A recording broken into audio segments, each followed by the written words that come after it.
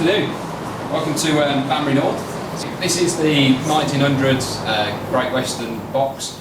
If you look, it's actually quite a large box, so it's 95 levers long. So it was the largest Great Western frame left in use on the mainline network. So it's a very large box.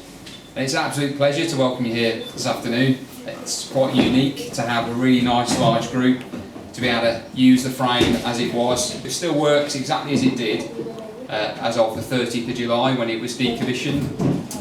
So the idea is, I'll talk a little bit about the frame, the block shelf and the equipment that's on it, and the diagram.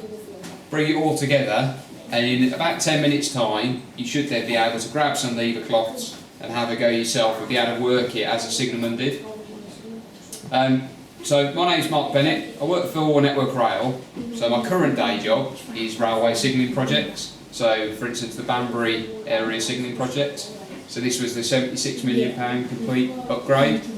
So brand new track layout, new signalling system, new platform and a whole package of line speed and capacity upgrades. But before I was doing projects, I used to be a signalman. And this box in particular is a little bit of a favourite of mine. So when they gave me this project, I had the opportunity to defer the demolition, thinking there'd only be a couple of hundred people out there that would want to come and see, and we're well over 2,500 now. So, which is fantastic, and it's lovely to have you here this afternoon. So, starting off with the frame. So the red levers that you see, these are signals. So you can see there's quite a few signals down the frame. The black ones are points, and these are locks that are associated with a set of points. And then as you go down the frame, you see how the height of these levers suddenly changes. So this is because these are electrically operated, so they don't require as much effort to operate. So when you have a little go yourselves, because it's disconnected, you don't need to put as much effort in. Release them, both hands, and pull on the back. Just put your weight behind a mechanical set of points. If you try to put that amount of effort to this set of points, when you can use them with one sort of finger, you'd be out the window. So what they did, just in case you did forget in the heat of the moment, they took the top of the handle off. So if you tried to grab at it, you wouldn't do yourself a mischief. These are basically it's a large keyboard with a computer underneath it. The computer that's under here is rather old. Signal 80 requires 72, 73, and the white band is a... So what that is doing is it's interlocking the levers together to create a more safe system. On the left hand side of the screen you'll see movement. Creates that movement downstairs. It's only when the whole thing goes across you get the final move. So if I now do 73 in the middle, you should be able to see that. And now if I do, maybe I haven't quite gone all the way across, so the points aren't quite fitting up correctly. What you wouldn't want to do is now be able to clear the signal to tell the driver what to say. So they have to work downstairs. So that's the frame, the mechanical frame. The block shelf is basically a whole series of repeaters to tell me what's happening outside the signal box. Each is individually numbered and it corresponds to its respective lever. So to give it as a bit of an example, with 41, which is a set of points, this is shown normal because it's in the frame. Likewise 43, which is a signal, which is red, is shown as being as danger. And then if we look at 47 on here, again shown as danger, but when it's operated from on to off, the repeater would tell the signalman that the signal was clear.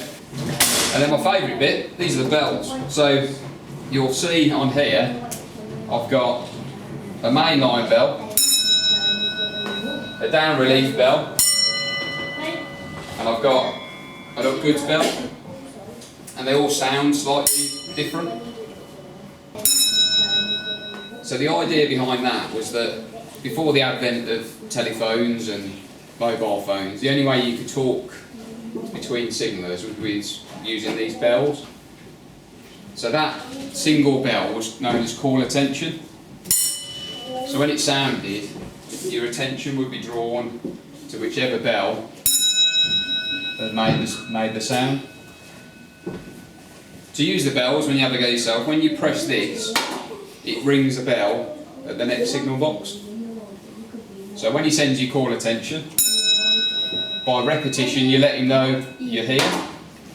The signalman in Banbury South would respond with call attention. And I could then use this to offer trains on. So a class 1 train, 3 pause 1, and if it was safe for him to accept it, and then I would use the instrument to show that the line was clear and I'd accepted that particular train. When the train entered the section, the signaller at Banbury South would give the entering section, and by repetition I'd acknowledge that, put the block indicator to train on line, and then when the train had safely left the section and passed my signal box and had got complete with tail lamp, this time round I would call his attention, he'd acknowledge, and I'd tell him that the train was out of the section, which is, and the block would be returned to normal. And that sequence of offering and accepting trains has been worked continuously in this signal box since 1900. So on the diagram, each of the track circuits is shown on here. So when a train moves along, what it looks like to the signalman is it tells him the presence of the train, is it illuminates. And then as the train moves down, obviously this is just for the demonstration, but the train had passed the signal box and he'd kind of continue moving down. So at Banbury South, he's got a similar arrangement. To get him through this area that I look after, he has to offer me and I have to accept the trains. So he'd call my attention and respond, so he'd know that I'm here. He'd then offer me the train. So a cross country is a class 1, so it's 4 beats. And then what I need to do, this is my area of control, I just need to double check that 20 points, 11s, 75s are all normal. So you've got, there's 20s, there's 11s, and then there's the other set just there. And FPL is the facing point lock, which is the blue one. So the line is clear between his signal and my clearing points at all of this section. There's no trains in here. The points are safe and locked for this train. So I can say, yes, the line is clear. What I then do is I give him a line clear. That then enables him on 84 to clear his signal, so the train can safely come in. So the big red ones, these are the main line signals, so 43 and 47. So can you find 43? Doing that, you sort of squeeze the handle, that's it, and then pull. Fantastic. So 43 would go to off. Likewise 47, do 47 as well for me. So it go from on to off. So the route is now set all the way towards Leamington for this train that's back at Aynham. So the train comes into the station, so it passes Banbury South Signal Box. So to let me know, it sends a code called train entering section.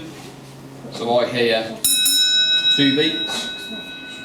So by repetition, I acknowledge that. Put the thing to train on line, train comes into the platform, and then he leaves the platform, picks up the passengers, so he starts to step forward. So round about here, you're waving as he goes past the signal box. So that would go back to danger. As soon as the train clears off this little white dot, if you can call attention. Okay. So to say out of section, you do 1, 2, pause, 1. And then this time, you put your block to normal. So the train quite happily carries on up towards Leamington. Now Leamington was a slightly more modern form of signalling. This area in Banbury was called absolute block signalling.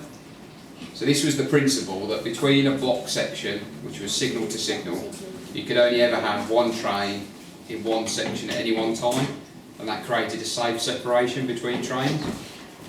Track circuit block, same sort of principle, one train, one section at any one time, but each train had a code. So I would have typed 1P24, enter, and it would have gone into a screen as a code, and as the train stepped forward, the code would be carried with it. So the train would continue forward, and he'd sort of disappear off my track completely, and be controlled by the adjacent signalman at Leamington. So you've seen the train on the up, the down. This is like almost the starting position. Now the good thing about the frame is it's almost in 3 sections. You've got the top end where you've got a junction with mechanical points, lots of shunting signals. You've got signals in the middle for the up and the down main, so you can control this middle section of the railway. And then down there is where you can do some shunting with the lower numbers. So the best thing to do is grab some lever cloths, jump on, have a play, see what you can figure out, pick your house number, and try and get the signal to clear. And then if you get stuck, ask me or Greg, we'll give you a hand. And if you need a hand with any photos of like family and group shots, again, just give us a shout. But jump on, have a go and see what you can find. Push anything you like, you can't break it.